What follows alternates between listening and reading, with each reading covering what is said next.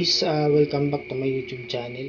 For today's vlog, magluluto naman tayo ng may panibagong recipe na naman tayo na share sa ating mga viewers. So yun, magluluto tayo ngayon ng kare-kare. Pero iba yung gagamitin natin na laman. Siyempre, balat at saka litid paghahaluin natin. Yan. So kung nakikita nyo, naigisa ko na yung ating balat ng baka at saka litid. Ngayon, nalagyan natin ayun yung pinagpakuluan niya. Kasi di ko na binidyo yung pag-pressure cooker. Pressure cooker yan ng 30 minutes. Kaya sobrang lambot na ng ating karne. Ng ating balat at saka litid. Yung litid niya sobrang lambot na guys. Ngayon, ilalagay na natin yung ating puso ng saging para lumambot na yung ating puso ng saging, yung gulay natin. Kasi yung ating laman o balat sobrang lambot lang yun guys. So yun, lalagyan natin ng panimpla. Ayan, 2 kutsara yan na bagoong alamang. Nakagisa na yun ang nilagay ko na. Hindi na ako naglagay ng maalat. Ayan, nakatimpla na yan. Pero dagdag sarap yan sa ating lulutuin ngayon. Ano yung papalambutin natin. So ayun guys, ilalagay natin yung ating atsuete. Ayun yung ating pambakulay. So yun, haluin natin. Kasi ito yung magdadala ng kulay sa ating kare-kare. Ayan. Kung makikita nyo, malambot na yung ating puso ng saging dyan. So, ilalagay na natin yung ating peanut butter. Ayan. Kung makikita nyo yung peanut butter natin, yun yung puro talaga nyo. Ayan. Bali, 2 cup na peanut butter yung iniligay ko dyan para malasa. Ayan, yung peanut butter na yan, yun yung pang kare-kare talaga. Walang tamis yan. Kaya matabang lang yan. Yun, halo-haloin natin. Kailangan natin i-mix ng maigi yung ating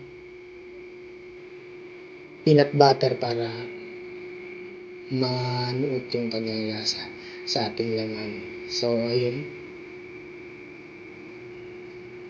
Halo-halo lang, halo-halo. Ganun pa rin yung sa tuwing niluluto tayo, halo-halo, halo-halo. Pero dinadandahan ko kasi na mag-iwa-hiwalay yung ating puso ng saging.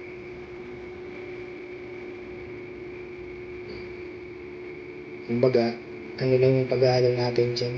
Alalay, nalalayan ko lang paghalo natin. Ayan. Ngayon, kumbaga nahalo na yung ating yung peanut butter, ilalagay na natin yung ating talong.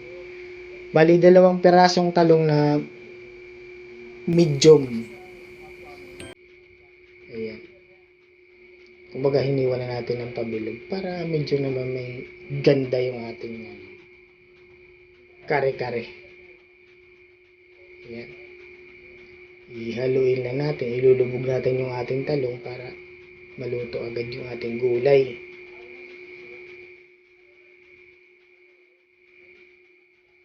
Kung makikita nyo, maganda na yung texture ng ating kare-kare. Kasi humalo na yung ating peanut butter. Ngayon, nilagyan ko ng paminta na durog. At lalagyan natin na siyempre patis. 3 kutsara nilagay ko dyan na patis. 3 kutsara dapat yung lalagay natin dyan na patis.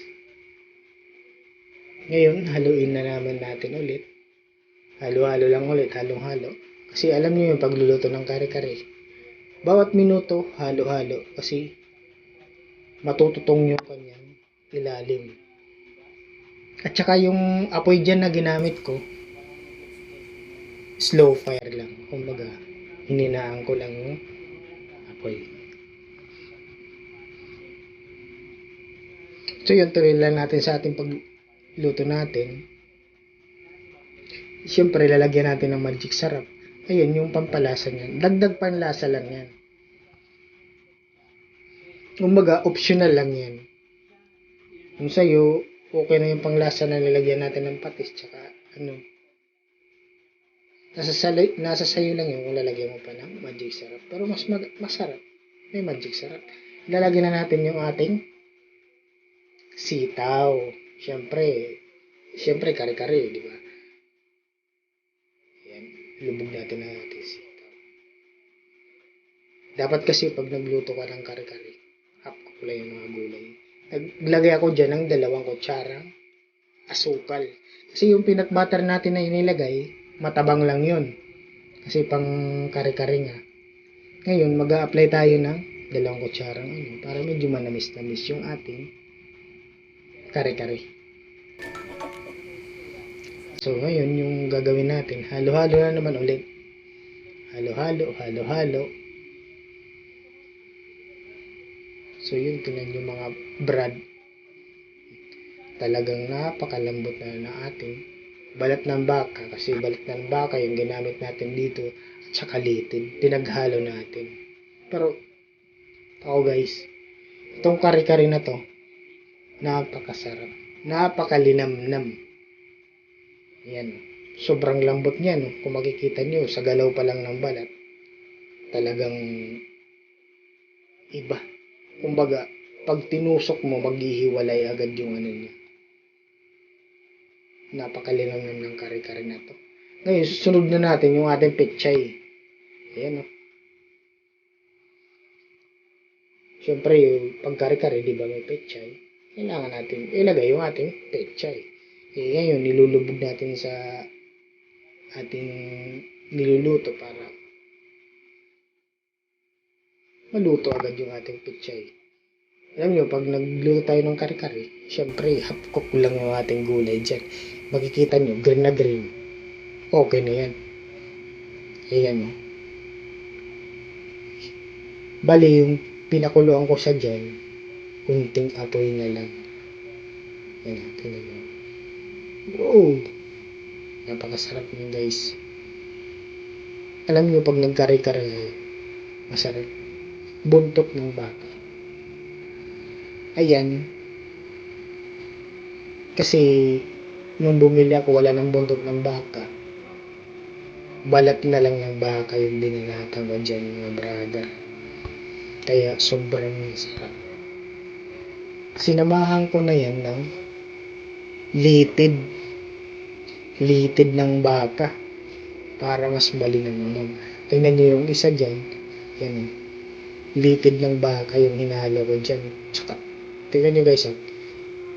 Yan, sobrang lambot ng balat ng baka dyan. Kaya, talaga yung lasa ng balat ng baka nasa sabaw. Napakasarap niyan guys. Kahit wala ng bagoong. Promise. Yan, nilalagay na natin yung ating siling green. Siyempre, garnish lang. Dagdag garnish lang yan. Yan guys, kahit wala ng bagoong dyan, napakalinamnam yan. So, yan, luto na yung ating kare-kare. Balat ng baka lang yung tsaka litid guys. Pero panalo. Panalo yan, promise. So, ngayon, kung nagustuhan nyo yung ating video ngayon, huwag niyong kalimutan mag-subscribe at hit the notification bell para lagi kang updated sa ating susunod video. So yun guys, ilalatag na natin yung ating kare-kareng balat ng baka at saka litid. Guys, makikita nyo, yan, pakalambot yan. Mas masarap pa pala yung kare-kare na balat ng baka at saka litid kaysa sa laman. Totoo, promise. Napakalinamnam. Wala nang kahit di na kayo maglagay dyan ng bagoong. Pinapangako ko sa inyo, panalo na yan. Ayan. Kasi, may alamang na yung ating kare-kare.